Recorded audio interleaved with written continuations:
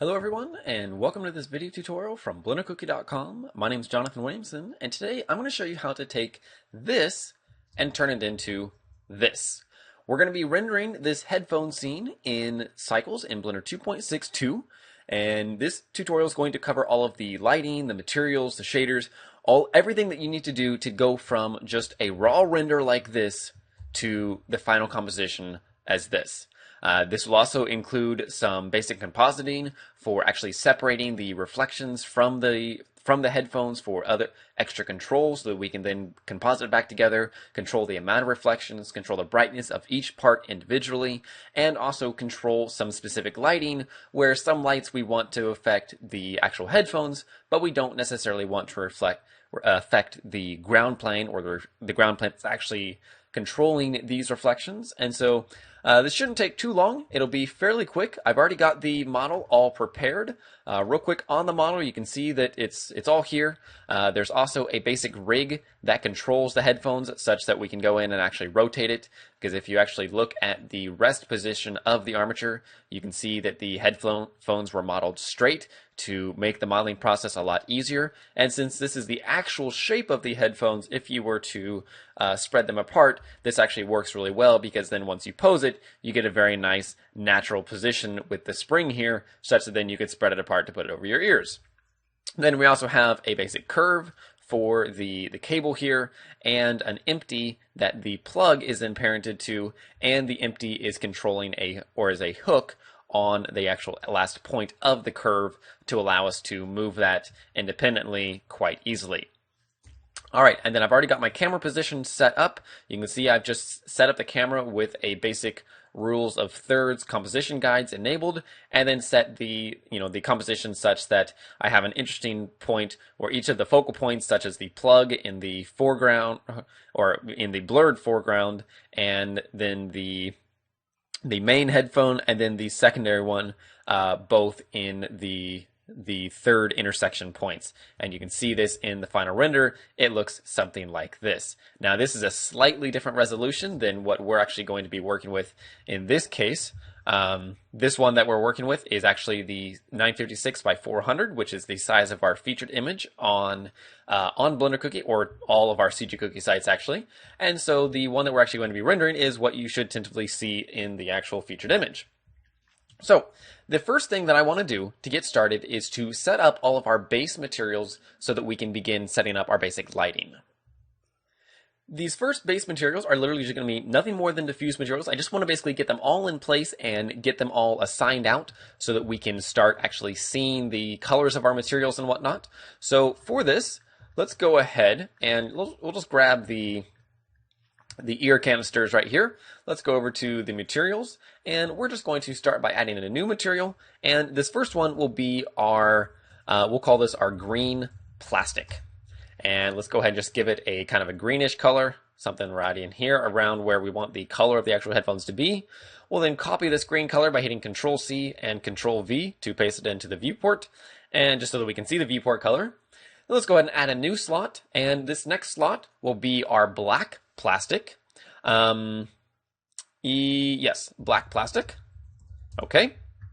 And then we will add in another one, and this is going to be just our basic metal for the wires right here. Then a third one, or a fourth one is going to be our black cushion, and that's going to be for the actual foam padding right here. So now let's go in and start assigning these. So let's just select the ear canisters. Let's hit numpad / to go into local view, and we're going to start selecting them. So first, let's just select the cushions. I'll just hover over them, hit L, and then let's click assign. Let's go and give these a kind of a dark to mid-gray, something like that, just so we can see it in the viewport. And then we'll go ahead and grab the metal. The metal we can grab is just going to be these two tips right here. So we'll just Alt-right click to select that face loop, and then we'll do the same thing on this side, just like that one. And then if we just hit Control plus 3 times, we can grow our selection just enough then to get into this little crack right here, just like that. And we'll go ahead and click Assign, and that'll be just fine. So now we can already see it kind of coming together. Let's now do the black plastic. The black plastic, if we just hide this piece and this piece, we can kind of see what it'll be. And if we just select this piece, this or face loop by hitting Alt Shift right click and Alt Shift right click, then we can rotate around until we can see this little seam right here.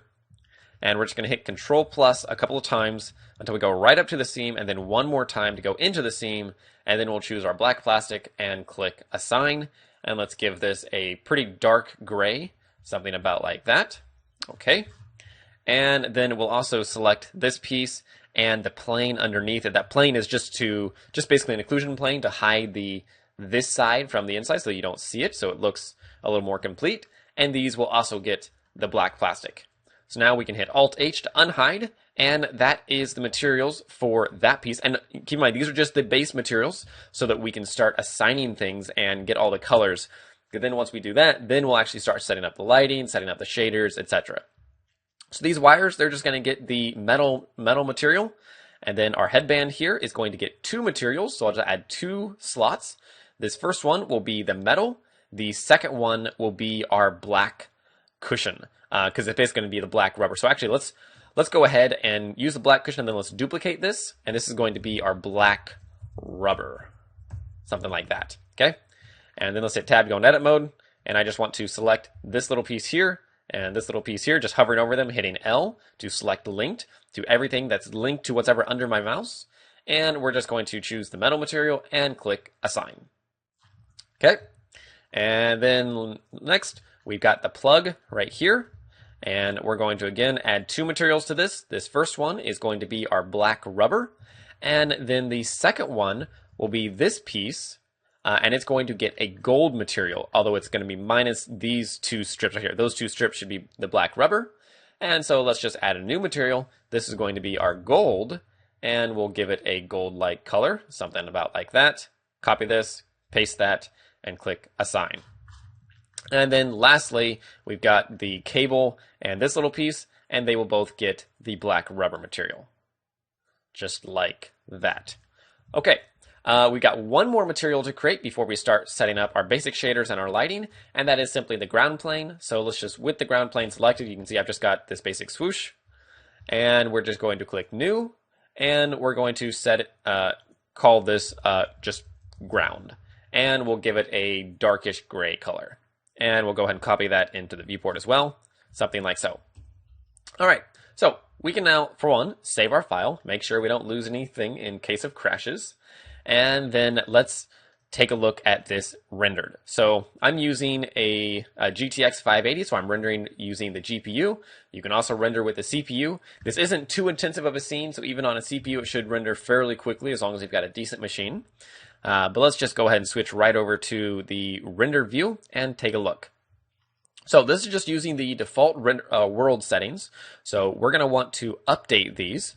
So let's first just add in a basic light that will be enough to start visualizing our actual shaders. So I'm just going to hit Shift A, add in a mesh and a plane, because we're going to be using mesh lights for this. And this first light is going to be kind of it's just going to be our top light. And, I don't know what to call it. It's kind of a fill light / reflection light of sorts, but we're just going to make a fairly large plane, something like this. And then we're going to give it an emission material.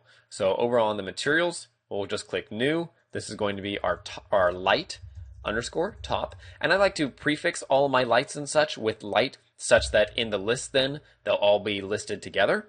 And we'll give it an emission material. And immediately we can see it pop up and start rendering our scene, and looks pretty good.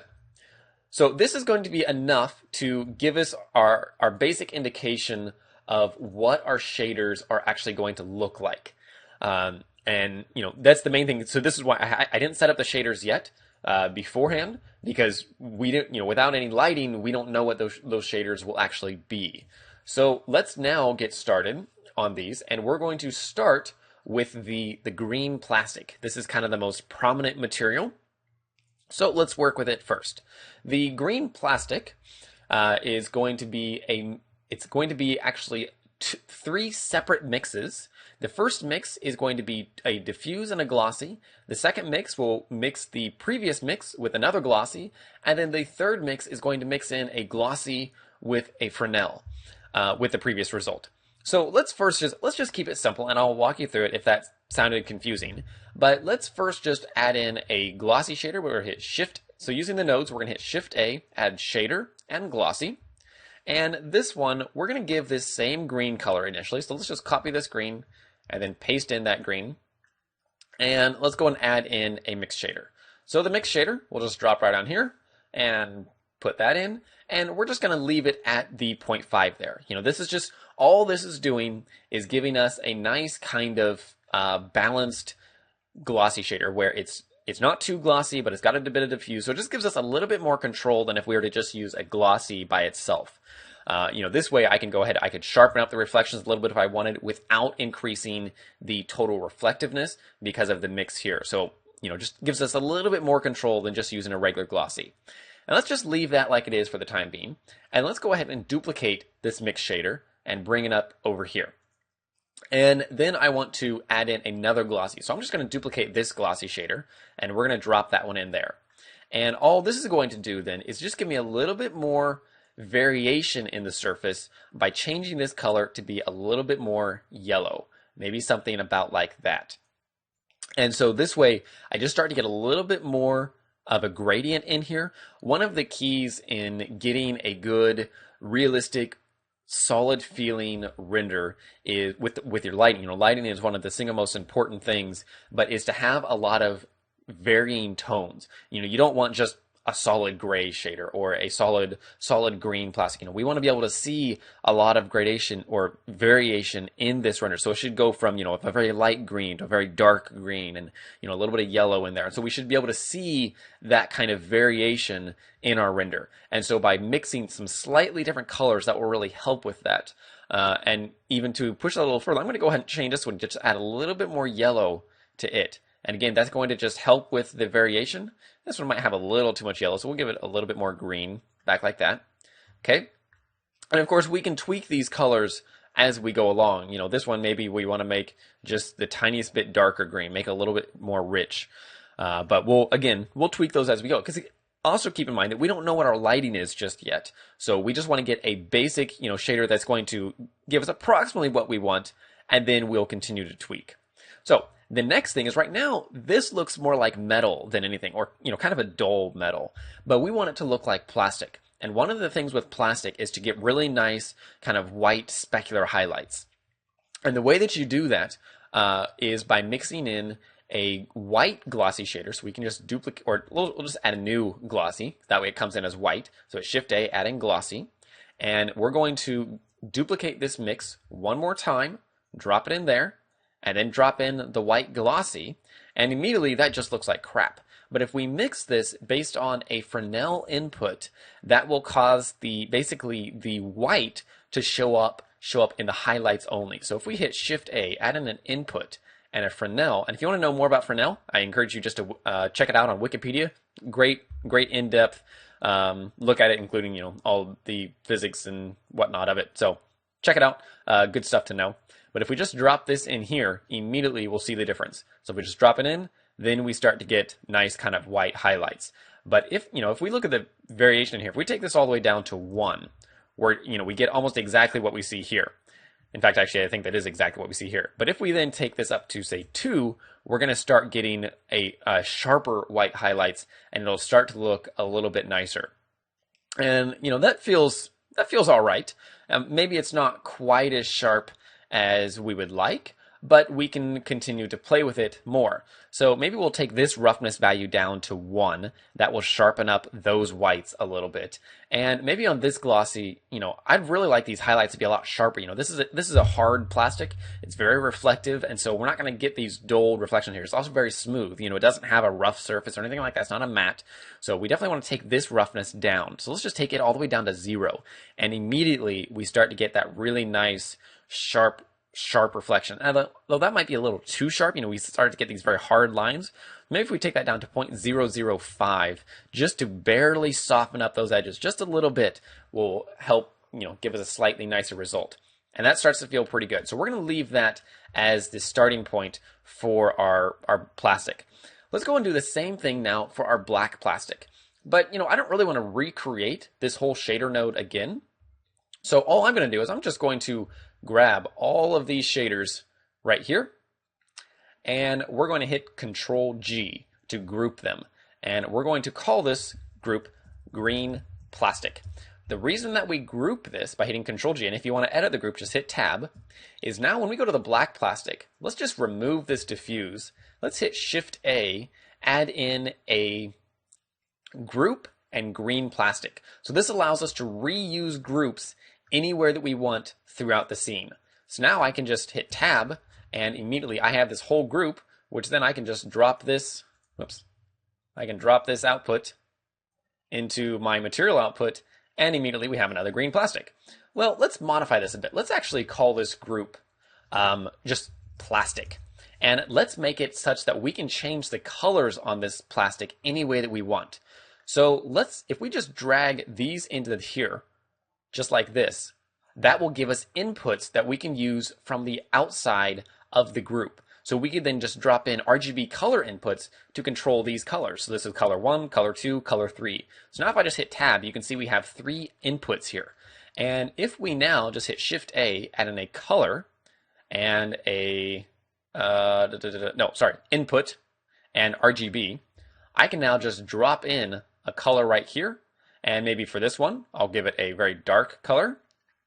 And then I'll just, I'm just going to duplicate this color down 3 times, and we'll just drop this into each one of these.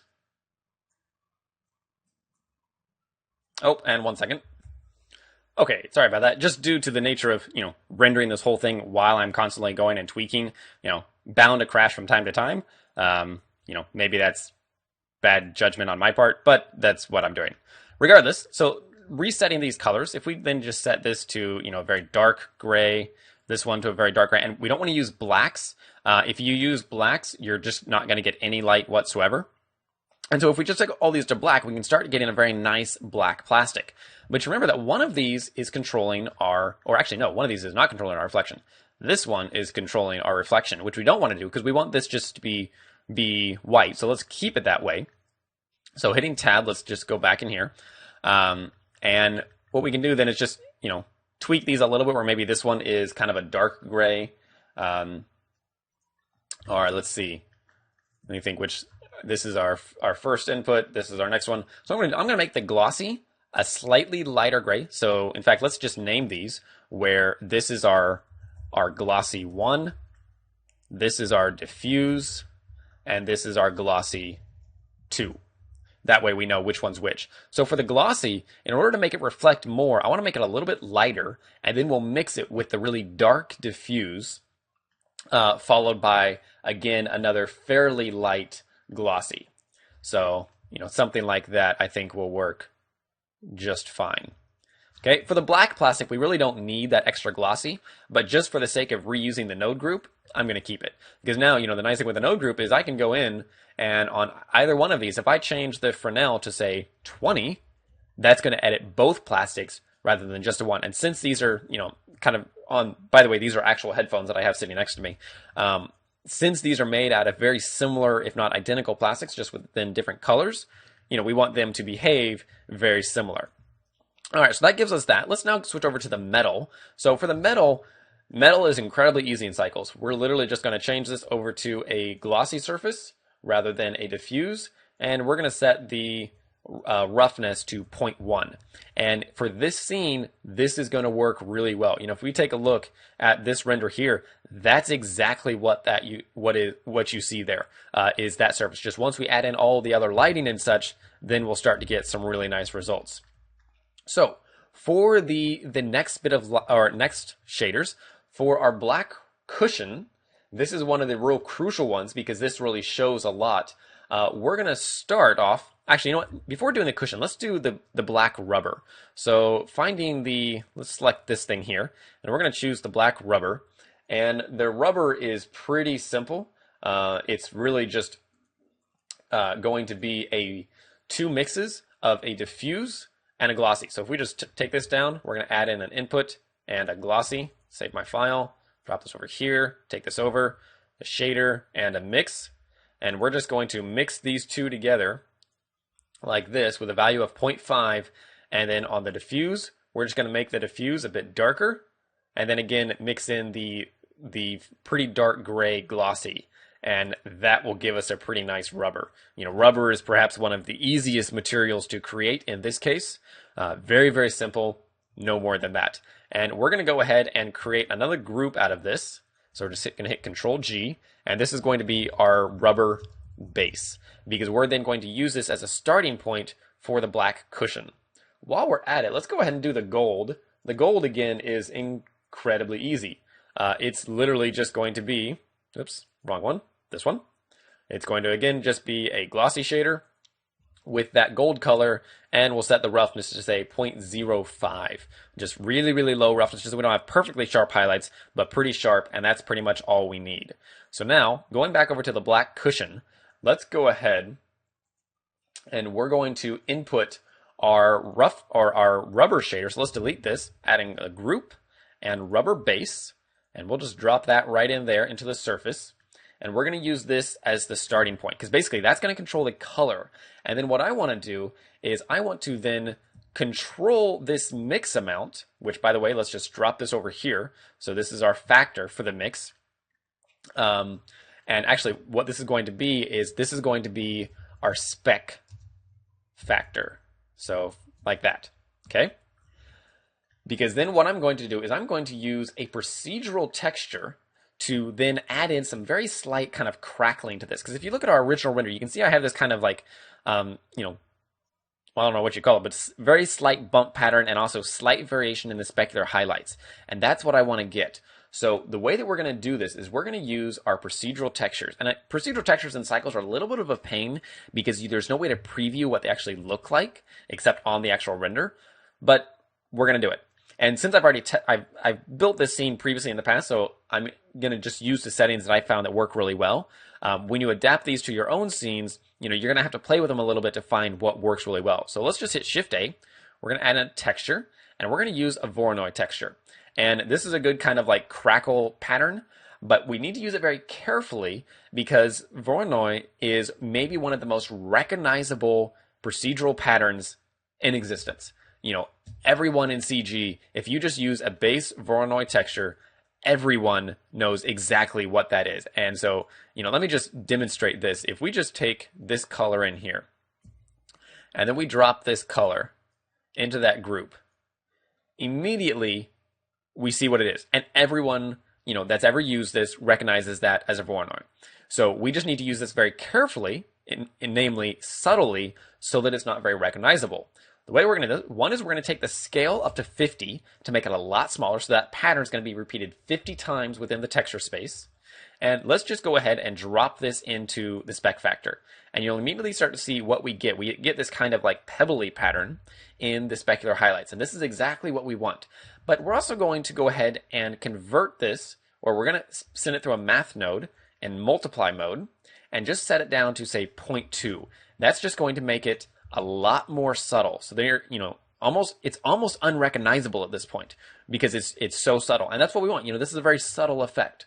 And then I'm going to also invert the color by adding in a color invert node and then just dropping that in there. And that's just going to invert the color such that what was non-specular is now specular and just gives me the result that I want.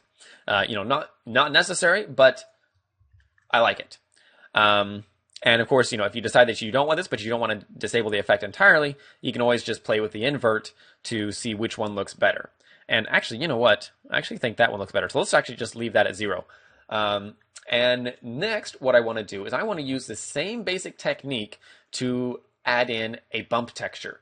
So for the bump, though, we're going to combine a Voronoi texture with a Musgrave texture.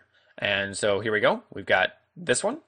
And we're going to combine these two because, again, if we just take this Voronoi right into the displacement right here, we're going to immediately see that effect. And for one, it's crazy, crazy strong, but it's also very recognizable as exactly that, a Voronoi. And I'm sure that I'm pronouncing that terribly. So if someone feels like correcting me in the comments, please feel free. I will not be offended. I will feel much more educated and be grateful. But regardless, let's add in first of all, let's work with the Voronoi and let's duplicate our multiply node right up here. And we're going to In fact, actually, we're going to duplicate both the invert and the multiply. And we're just going to take this in here and this in there. And then we're going to set this to 1, so it's inverting it. And you can start to see that way we start to get these little bumps on it, which is exactly what I want. I want that very slight pebbly texture. And then we're going to set this value really, really low. Maybe, let's try even 0.005. There we go. So it's really subtle. And this will start to pop up more once we add in all of our other lights. But for the time being, that's all I want. But then I want to make it less recognizable by just mixing the Musgrave texture. So we're going to add in a color and a mix. We'll drop that on there, drop that one on there, and just use the 50-50 mix. And this way, you know, if you were to just compare this one, where we have, let's just increase the strength here so you can see it. So we have that, then mixed with that, and in the end, it gives us this. Although actually, I want to take that Musgrave texture scale. I want to also make it 50 as well. So you can now imagine this looks like, well, you can't really see it a whole lot because it's really dark, but you'll be able to eventually. So we'll just drop that in there. And okay, now let's take this back down to 0.005, give us a really subtle effect. And now let's begin working on our lights. So this is going to be a very good starting point for what we have overall. We may tweak a few of these shaders, but I think this will probably do it for the most part. So on the lighting, we're going to use a series of lights. Namely, we're going to use a main key light. We're going to use 2 fill lights with a warm and a cool color. And we're going to use our top light. And then we're also going to use kind of a secondary, you know, fill light, reflection light, just to kind of balance it out a little bit. So let's start by adding in the key light. The key light, we can start by just duplicating this one here. And we're just going to rotate it around to place it a little bit above the camera. And if we then hit R and double tap X, we can rotate it around the local X axis. And I just want to position it, you know, right around the camera such that the primary light source in this scene is coming from the same general direction as the camera itself. This is fairly common in photography. And of course, you know, it's going to depend on the mood or effect that you're trying to get within your scene. But in this case, this is what I want. And let's go ahead and duplicate the material here. And we'll call this light underscore key. And while we're at it, let's name the mesh. So this is going to be light underscore key. Make sure I got the right one. Yep. And we'll do the same thing with the top one. So this is light underscore top. On the key light then, we're going to go ahead and give it a value of 2 for the emission. And actually, you know what? I'm going to set this one to rendering. And then I'm going to work on my lights in this scene. All right, so immediately we start to get a much more dramatic effect, and it starts to work pretty well. One thing that, a piece of advice that I actually picked up from a recent lecture that I apologize, I can't remember the guy's name. It was a lecture on lighting that was linked from 3dtotal.com, but a really excellent piece of advice that he gave was to always work with only one light visible at a time. That way you know exactly what that light is doing to your scene. So if we just disable the top light and let this start over, when you disable something like this, you do have to restart your actual render. There we go. So now we can see exactly what the key light is doing. And I think I might like to actually go ahead and bring this up a little higher. Maybe rotate it around the local x-axis just a little bit. And maybe we'll even rotate it around the z-axis and bring it over just a touch more, just to kind of make this main highlight fit a little nicer around this wireframe. I think that feels pretty good. Let's also then switch off, or we already know what our key light or our top light looks like, so that's okay. So that's our key and our top light. Let's now add in the fill lights. So I'm going to hit Shift-C, recenter my 3D cursor. And we're going to hit Shift-A, add a mesh and a plane. This plane then, we're just going to take over here. We're going to rotate it around something like that. We'll just rotate 90 degrees. Take it over about like this. And this is going to be our cool fill light. So let's name this as light underscore fill underscore cool. And we're going to name it, give it a new material. This one is going to be we're going to make this, name it as light underscore fill underscore cool. And we're going to make this an emission shader. This emission shader then, let's go ahead and render this, see what it looks like. Keeping in mind that all the other lights are turned off. And this one, we're going to give a bluish color, something like this, to help kind of tone this side of the image. And this will just add a nice balance effect. And you know what? Actually, you know what I want to do? I want to make this one the warm light. Since this is kind of going to be a backlight, I want to make it feel a little bit more warm. And so I think that making this the warm light and then this one over here will be a cool light. I think that'll balance a little nicer. So let's just take this one over here. Something like this. We'll rotate it around a little bit. We're going to move it slightly towards the back so it's, you know, a subtle, not a backlight or a rim light, but it starts to kind of just fill in the sides. Such why, you know, it's called a fill light. And something that I want to do on this fill light though is I want to take the strength up a bit. So let's take the strength up to say 10 so we can start to see what it does there. And that'll probably work fairly well, I think. We might adjust it a little bit more later on, but let's try that for the time being. One thing we could do though is disable the glossy in this. That way it won't pick up in glossy reflection, so it just gets the light, but not this specific glossy reflection. I think that'll help. You know, we don't want to have crazy amounts of specular reflections. You know, this should be much more of just kind of a soft light coming through. All right, let's do the same thing now. Let's duplicate this. We'll move it over here. And this then will be our warm light. So this is warm. We'll go to our material. We're going to duplicate it. And this is warm. And so the warm one will give a very nice kind of orange glow to it. So that gives a really nice kind of highlight. You know, this almost feels as if like, you know, the sun could be shining through the window, picking up on that reflection, where then maybe this is more of like an indoor light. So it just gives a very nice balance to the scene. So if we turn off the cool light, we can see what this will look like.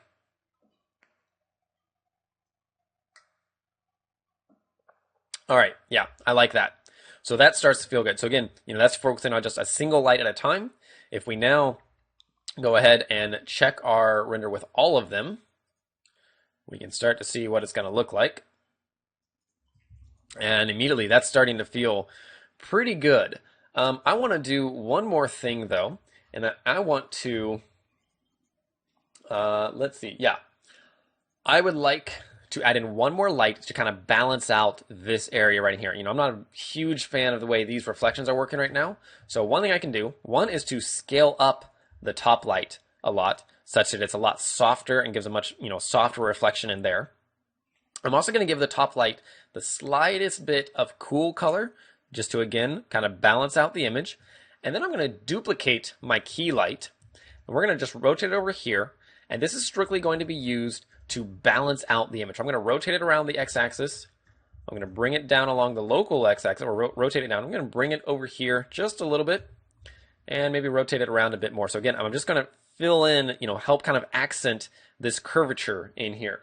And this light, I'm just, you know, don't really know what to call it, so I'm just going to call it light underscore mid. And on the material of said mid light, it's going to be fairly low power. I'm going to set it to just about 1. Oops, nope, didn't want to do that yet. I want to duplicate this first. This is mid. And we're going to set this to 1. And there we go. So that'll just kind of help blend the reflections a little bit, make it a little bit softer, and just give us a slightly nicer effect overall. You know, with just the key light in, it, you know, it was a little bit harsh, and so I want to be sure to kind of, you know, blend those in together a little bit and to get a slightly nicer result. We might go ahead and boost the key light, maybe to 2.2. Just boost it a little bit. Okay, that starts to feel pretty good. But you can see that we have our fill light here is filling in, it's showing up in the render, which we don't want to do. So let's, for one, we can move it out of the view. But if you want to protect against that, or if you like the position of the light and don't want to move it, you can always go into the object visibility and just disable the camera render so it doesn't show up in the camera. In this case, we don't really care because it's not going to show up since I just moved it. Now, we've got one last main thing that we want to do that affects the actual rendering, and that is to get rid of the world. So right now, you know, this looks kind of good, but it's boring. You know, this result I really like because we got this solid black background, then with the reflection, and it really just focuses in on the headphones. You know, there's nothing else in the scene. It feels just very grounded. It feels very clean, professional, as you know, it's a very good product demonstration shot. So what I want to do is we're going to remove the background entirely. In most cases, your default scene, you know, it should basically show this gray color and maybe says use nodes up here, or it'll just show background. Regardless, it's the same result. We have a basic global illumination in our scene, and I don't want that. So what we're going to do is we're just going to, in the background, or excuse me, in the color, no, background, we're going to click remove. I don't want a world background at all. So now the world is completely black, and the only thing illuminating my headphones are the lights that I've specifically set up. So let's now grab our ground plane, and on the ground plane, we're going to switch it over to a glossy surface. And immediately, one second. Okay, I'm back. Sorry about the crash. I'm sure that while recording my screen at the full resolution and rendering this and tweaking it at the same time and using the GPU, probably not the most brilliant idea. And so I'm bound to get the occasional crash. Apologies for that. It is much... even though it may not seem like it in this case, it is actually quite stable and you really don't get very many crashes. But regardless, here we go. So immediately we start to get these really awesome reflections. And since the ground plane now is only, you know, it's reflecting the black world because there is no black world, we get this very isolated reflection and it just looks pretty awesome. And we can control this reflection by adjusting the color here and the roughness value. So we probably don't want a perfect reflection. So if we set this roughness to maybe even just 0.01, that'll give it just the slightest bit of blur. And, you know, as it gets further down, it blurs more. You know, we don't have to go that far if we don't want to. We could just go to, say, 0.05. But then we can also adjust the color to increase the amount of reflection. So this is kind of cool. So if we set it to 1, basically because white is receiving more light than black, if we set it to 1, we get really sharp reflections or really bright reflections. As we tone this down, we get less and less and less. So what we're going to do is we're going to leave this at kind of a medium gray, something about like that. And then we'll actually take this into the compositor to kind of fine tune it and mix it how we want.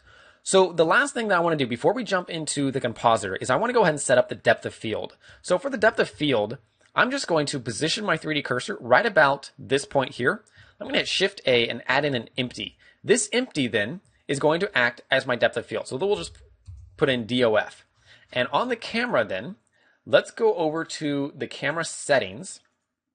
And in here, underneath the aperture, we can adjust between either radius or f-stop, depending on the mode that you prefer to use. And in this case, I'm just going to use f-stop. So I've got a number, and changing the size of the actual number will give us higher numbers, give a sharper image. Lower numbers give you more defocus. And I'm going to set this, we're just going to leave it at about 1, I think will be just fine. And we're going to set the focal point to be the DOF, or the depth of field here.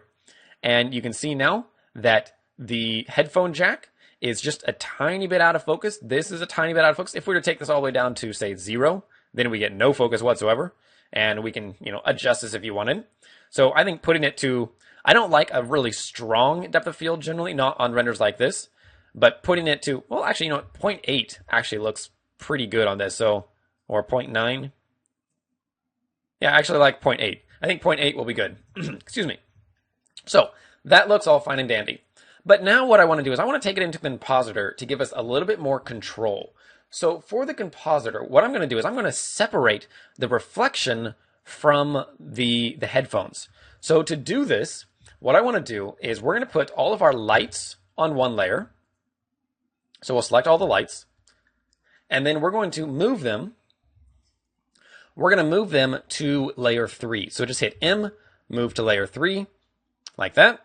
Then we're going to take the ground plane, and we're going to move it to layer 2. So just hit M, move to layer 2, and done. Okay, so now it's rendering all of them still because we've got all of these enabled. But if we were to switch to just layer 1, well, frankly, we're not going to get anything because we don't have any lights. But if we enable layer 3, then we have lights with just the headphones. Or if we choose layer 2 and just the background, again, we're not going to see anything because we just have a glossy plane that's reflecting black infinity. So what we're going to do then is we're going to use our render layers to mix these. So let's change this render layer name. So underneath the render properties in render layers, we're going to change this one to be headphones. We're going to add a new render layer, and this will be ground. let's real quick, let's press this little button here. And what that'll do is unlink these scenes from these scenes such that if we change these scenes in here, it won't change these. And that's not, not required, just personal preference. And then we're going to, in the headphones layer, we're going to render all 3 layers. So we'll just, we can just set this to all 3. But then we're only going to show layer 1 and layer 2. That way it'll show the headphones and the lighting. And then on the ground, we're going to render all 3 layers again, but we're only going to show layer 3 and layer 2. And actually, we probably don't even need to show layer 2 or layer 3 on any of these. Oh, actually, this one should be, let's see, lights are on layer 3. Yeah, lights are on layer 3. Sorry. So the headphones need to show layer 2 or layer 1 and layer 3. Then the ground needs to show layer 2 and layer 3. And we probably don't need to show layer 3 since it's actually being rendered. It'll be taken into account. And since we don't have any lights in our camera view, we don't really need it, but it's there if you want it. So, all right. One thing that I'm also going to do is just for rendering this, you'll see that I've got my subdivision set to 2. And so it's a little jaggedy in the viewport, but that's okay. Because now we're going to actually render them actually. And what we can do now is we can actually disable this little button. If you only want to render a single render layer, just click this button and then it'll render only that layer. As far as our settings, we're actually just using essentially default settings. We have caustics enabled. We're going to render 1,000 samples in the render. We've got shadows and there are basic light paths, just basically default with either what I've set as default or what I have, but it's just a total of 8 bounces, minimum of 3. No caustics, and one last thing, underneath the film, we want to enable transparent. This way, when we render without the background, so if we disable the background in here, and then render this, like this, it will render as transparent. And this will just make it very easy to composite the 2 together. So what I'm going to do now is we're just going to, first of all, close this, re-enable that, save this, and we're just going to click image. That will render both render layers to a full 1,000 samples. So I'm just going to click image to render. We'll set that to start. And then I'm just going to pause the recording real quick while it's running. Okay, and we're back. You can see that the total render time was 149.8. So really pretty quick for a nice, mostly relatively noise-free image. You can see there's a little bit of noise at the back right corner here since we don't have as much light hitting that area. So it might require a few more samples to get up to there, but I think that'll probably be fine for the time being. So let's now jump into the compositor view. So if we switch, let's just go over to the compositing window right here, and you can see the compositor. And we have 2 render layers, headphones and ground. If we just Control-Shift right-click on here, I partially lied at the beginning of the tutorial when I said I was using Blender 2.62. I'm actually using a development build from a couple of days ago, but I haven't actually used anything up until right now that is not in 2.62. And that is simply the ability to Control-Shift click on here and have it automatically add a viewer if a viewer doesn't exist. But if it doesn't exist, just hit Shift-A, add output and viewer. And then if you hit Control-Shift left click on it, it will automatically feed this input or output to the viewer. If we then just enable backdrop, we can hit Shift Space to maximize our view here. We can see this render layer. If we duplicate this then, change the render layer to the ground, and view that one, we can see the 2 of them. All fine and dandy. All right, so for the compositing on this, what we're going to do is pretty quick and easy actually. The single thing first of all is we're going to use an alpha over to blend these 2 together. So if we hit color and alpha over, drop that on there, feed this in, feed this in, feed that into the viewer, then we see that we don't have anything. Well, this is because we just need to flip the inputs here such that this one is being overlaid on top of this one. Because the first image, this is considered the first image input, goes over the second image. So then if we do that, everything's fine and dandy, and we have our original render back. And this is cool because it means that what we're able to do is now tweak each one of these individually without messing up the other.